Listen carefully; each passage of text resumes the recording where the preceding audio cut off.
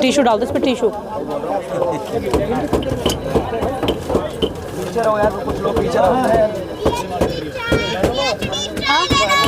Hello hello hello, आवाज आ रही है? हेलो, आवाज आ रही है? हेलो, चाय भी एक तरफ बनने लगी है और यहाँ डॉक्टर रितु पकौड़े की पूरी तरीके से तैयारी कर रही है। देख सकते हैं कि पीछे लोग खाने के लिए लाइनों में भी लगे हुए हैं। यहाँ पर कि जो पीएचडी करके, जो शेड्यूल कास्ट कम्युनिटी से पीएचडी करके एक महिला दिल्ली यूनिवर्सिटी के प्राइम कॉलेज में लेक्चरर बनती है, उसको ये मोदी जी के लोग निकालते हैं 35 बच्चों के सिग्नेचर फोर्ज करके के झूठे सिग्नेचर करके निकाला जाता है। उसके बाद जब वो न्याय मांगने जाते हैं तो एफआईआर नहीं की जाती, 1 साल बाद एफआईआर की जाती है। इसीलिए मोदी जी को बार बार मुबारक है। कोई रोएगा, प्रोटेस्ट करेगा तो उसको लाठी बरसाएंगे पुलिस वालों से, और पकौड़े भी नहीं तलने देंगे, जो उन्होंने खुद ही कहा था। तो उन्हीं की पुलिस, अमित शाह जी की पुलिस, इनको पकौड़े तलने से भी रोक रही है। तो आज मजबूरी में हम लोगों ने, हमारी जो मिशन सेव कॉन्स्टिट्यूशन की सेंट्रल कमेटी है, उसने तय किया कि इस देश में जो अपोजिशन पार्टीज हैं बड़ी बड़ी, कि जिस देश को हम विश्व गुरु बताते हैं, उस देश की असलियत ये है कि आपको एक प्रीमियम यूनिवर्सिटी से पीएचडी करने के बाद आप एक पढ़ लिख जाते हो, छोटे शहरों तबकों से आते हो, तो आपका सपना होता है बड़ी बड़ी जगह जाके, बड़ी यूनिवर्सिटीज़ में आप जाओ, और आपके माँ बाप सपना देखते हैं हमारे बच्चों को बड़ी डिग्री मिलेगी और अच्छा पढ़ेंगे, आगे बढ़ेंगे, नौकरी मिलेगी। और ये देख लो, आज ये नौकरी मिल रही है हमें। और प्रधानमंत्री जी खुद तो कह रहे हैं ना, पकौड़े बेचना रोजगार है, तो लगा दिया आप रोजगार। यही चाहते हैं वो कि हम जैसे पढ़े लिखे युवा इन्हीं चीज़ों में उलझे रहे।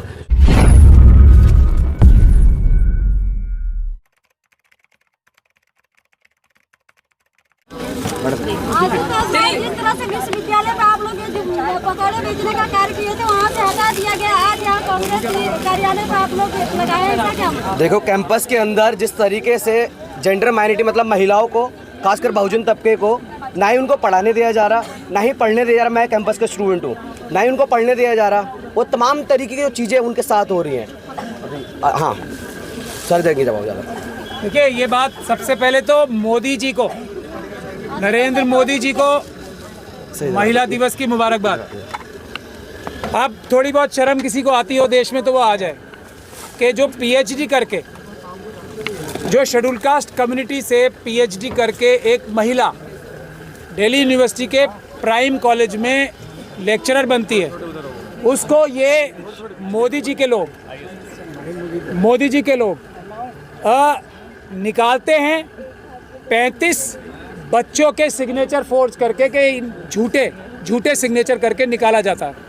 उसके बाद जब वो न्याय मांगने जाते हैं तो एफआईआर नहीं की जाती, 1 साल बाद एफआईआर की जाती है। इसीलिए मोदी जी को बार बार मुबारक है।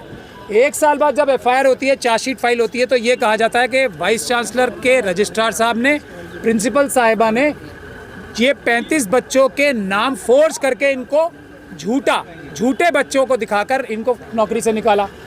उसके बाद भी इनको नौकरी नहीं दी जाती, बल्कि ये पीसफुल प्रोटेस्ट करती हैं जाके जब, तो इनको डंडे मारे जाते हैं। इनके ऊपर एक तरह से महिला के ऊपर और प्रताड़ना की जाती है, एसिड से अटैक किए जाते हैं। ये आशुतोष जी खड़े हैं जो इनके साथी हैं, एसिड से अटैक आरएसएस और बीजेपी के गुंडे करते हैं इनके ऊपर।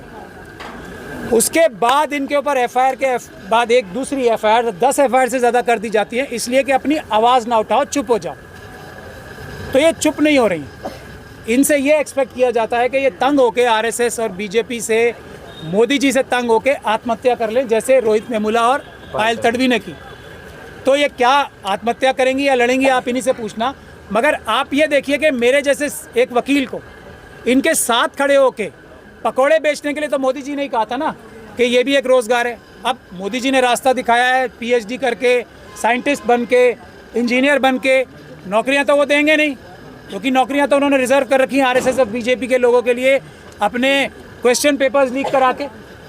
तो नौकरियां नहीं देंगे। कोई रोएगा, प्रोटेस्ट करेगा तो उसको लाठी बरसाएंगे पुलिस वालों से, और पकौड़े भी नहीं तलने देंगे, जो उन्होंने खुद ही कहा था।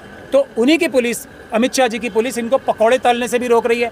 तो आज मजबूरी में हम लोगों ने, हमारी जो मिशन सेव कॉन्स्टिट्यूशन की सेंट्रल कमेटी है, उसने तय किया कि इस देश में जो अपोजिशन पार्टीज़ हैं बड़ी बड़ी, उनके पास जाया जाए, गुहार लगाई जाए। क्या एक शेड्यूल कास्ट महिला को जो पीएचडी करती है, उसको ज़बरदस्ती झूठे दस्तावेज बना के निकाला जाता है?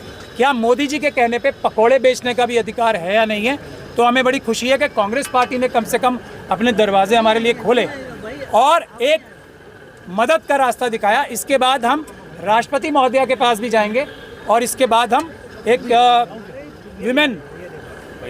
महिला मंत्रालय है, उनका नाम मुझे भूल जाता हूँ हर बार, कोई होगा नाम, जो भी होगा, जो भी महिला मंत्री हैं, आज विमेंस डे पे हम वहाँ भी जाना चाहेंगे। मैं क्यों साथ हूँ इनके, ये है सबसे बड़े दुर्भाग्य की बात कि ये एक कदम भी वकीलों की प्रोटेक्शन के बगैर नहीं चल पाएंगी महिलाएं इस देश में, ये दुर्भाग्य है। तो मैं गुजारिश करूंगा डॉक्टर रितु से, वो भी अपने मन की पीड़ा जो है रखें और मोदी जी कर रहे हैं या गटर से यूज कर रहे हैं? मोदी जी ने गटर से निकालने हमने बहुत कोशिश करी। पहले दिन जब हम दिल्ली विश्वविद्यालय में थे तो हमने एक पाइप लगाई, कोशिश करी नाली से गैस निकालने की, बट हम पूरी तरीके से सक्सेसफुली फेल हुए। और इसलिए अभी हमने तब पाइप रखी हुई है अभी भी साथ में, मौका मिले तो एक बारी फिर कोशिश कर सकते देखेंगे, कोशिश करके देख सकते हैं अगर निकले, लेकिन हम लोग सक्सेसफुली फेल हुए। एंड ये बहुत खुशी की बात नहीं है ये जो कर रहे हैं हम, ये दुर्भाग्य है हमारा कि जिस देश को हम विश्व गुरु बताते हैं उस देश की असलियत ये है कि आपको एक प्रीमियम यूनिवर्सिटी से PhD करने के बाद आप एक पढ़ लिख जाते हो, छोटे शहरों तबकों से आते हो, तो आपका सपना होता है बड़ी बड़ी जगह जाके बड़ी यूनिवर्सिटीज़ में आप जाओ और आपके माँ बाप सपना देखते हैं हमारे बच्चों को बड़ी डिग्री मिलेगी और अच्छा पढ़ेंगे, अच्छा बढ़ेंगे, आगे बढ़ेंगे, नौकरी मिलेगी। और ये देख लो आज ये नौकरी मिल रही है हमें। और प्रधानमंत्री जी खुद तो कह रहे हैं ना पकौड़े बेचना रोजगार है, तो लगा दिया आप रोजगार। इसी यही चाहते हैं वो कि हम जैसे पढ़े लिखे युवा इन्हीं चीज़ों में उलझे रहे। एकमात्र खाना खाने के लिए हमें इतना उलझे रहना पड़ता है। अब दिल्ली विश्वविद्यालय की बात करो, जैसे प्राचा साहब ने आपको बताया, आज 194 डे है मेरे प्रोटेस्ट को दिल्ली विश्वविद्यालय में, उसके बावजूद हम पे लाठियां बरसाई गई, हमें डिटेन किया गया, 144 धारा दिल्ली विश्वविद्यालय में लगा दी। क्या काम है दिल्ली विश्वविद्यालय में 144 सेक्शन का? वहाँ तो लोग आएंगे, प्रोटेस्ट करेंगे, आर्ट एंड कल्चर होता है, प्रेजेंटेशन होती है, 4 लोग तो एक साथ मिलेंगे आपको हमेशा खड़े। और वहाँ पे कंटिन्यूसली जिस जगह हमारा धरना आप सबने देखा है, RSS की शाखा चलती है बिल्कुल हमारे पीछे, वहाँ पे 100 200 लोग एवरी डे RSS की शाखा। तो उनके लिए कोई रूल नहीं है, रूल सिर्फ उनके लिए जो हक की बात कर रहे हैं, क्योंकि हम हक मांग रहे हैं। हम बात कर रहे हैं न्याय की। जब आप न्याय मांगते हो तब आपको डंडे पड़ते हैं, तब आप पे 100 धाराएं लगती हैं 44।